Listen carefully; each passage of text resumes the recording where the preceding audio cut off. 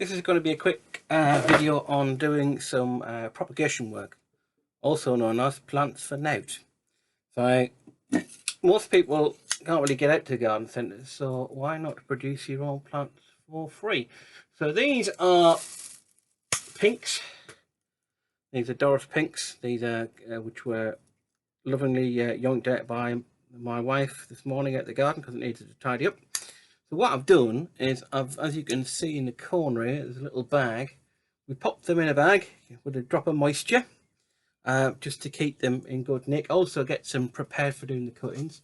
And we'll quickly prep up the compost we need. So we've got some potting compost with a touch of sand. You don't need the sand if you need it up there. You don't need a load of sand in there. If you haven't got it, don't worry about it. Right. So an ideal pot, really. I love recycling these. These are mushroom pots, and you get them. There's always plenty. There's always somebody eating mushrooms somewhere. And I also use these for seed trays because they're pretty good. Here, cost they're free. Now you don't have to. If you don't need, give it a bit of a shake so it's leveling, knock the air pockets out. Use another one, just a little dab, little firm. That gives you a level space to work off. Okay. Now these are what is known in the trade as softwood cuttings. So what you would do, so hopefully you can see what we're doing. You pull a little piece off like that, and you see like a little heel. I'm just going to trim that off there. Now, I know it seems a bit brutal, but what I would do is just take the top leaves off like that. Half a leaf only loses after moisture. Alright. And push it in like that. Don't just lightly hold it because the water's going to do the rest. So take all the leaves off you don't want.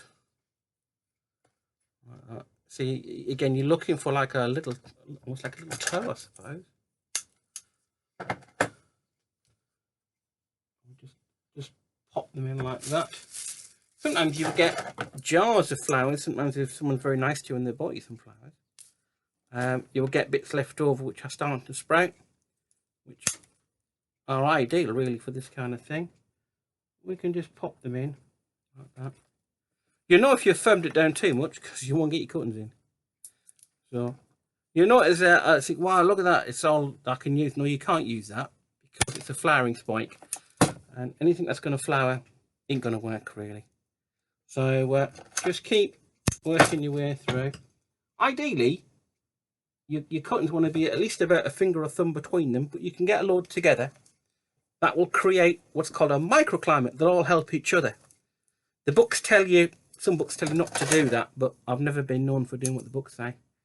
So it works together. Commercially, that's what we used to do. So just take the soft bits off the top. The soft growth, if you're not careful, it'll just collapse. It'll just go down.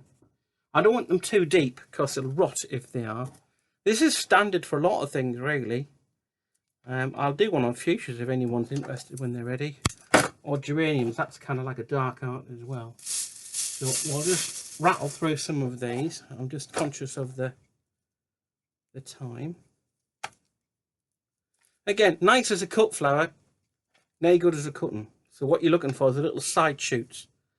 They'll be around about 2 to 3 inches long. That's about 5 centimeters, 5 to 10 centimeters in new money. So if that's what you're doing. So these, generally speaking, if you can do these, you can. I don't know if you can. Should be able to see where my fingers are. That's that. See that shoot there? That's a. It's quite a. Take some of the leaves off the bottom because you don't really want them to. Right, so you get the idea. Well, that's really what you're kind of looking at, to be honest. Now the thing is with it as well, you want to really try and keep them as consistent as possible. But the most thing as well is when you get your full tray done, give them a bit of a drink. Generally speaking, 1, 2, 3. Now that one has fell out. That's not a problem. I can recite that.